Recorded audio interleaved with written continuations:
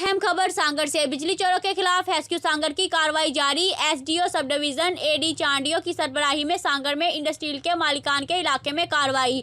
Metres की checking. बिजली सार्फिन सब एक जैसे हैं, किसी को भी नाजायज बिजली इस्तेमाल करने की इजाजत नहीं होगी। तफसीलात के मुताबिक वफाकी वजीर तवानाई की हदायत पर अमल दरामद करते हुए मुल्क भर की तरह सांगड़ में भी बिजली के नाजायज कनेक्शन और बकियात वसूल करने के हवाले से कार्रवाइयों का सिलसिला जारी है। सब डिवीजन सांगड़ एसडीओ एसक्यू एडी चांडियों ने अवामी शिकायत पर सांगड़ में मंदर वाली गली में जहां कारोबारी शख्सियत रहती हैं, इनके खिलाफ साबका इलेक्शन ऑफिसर नूर मोहम्मद मली की शिकायत पर इनके ट्रांसफार्मर पर जरूरत से ज्यादा लोड है, जिसकी वजह से इनके घरों में बिजली इंतहाई कमजोर हालत में चलती है, जबकि इस इलाके में बिजली का नाजायज इस्तेमाल ज्यादा है, जिस पर एसडीओ एडी चांडियों ने खसूसी टीम के हमरा इलाके में मौजूद तमाम नाजायज कनेक्शन को काटने और वापडा के मीटर्स का जायजा लिया और हजारों रुपए जुर्माने की मद में बकियात वसूल किए।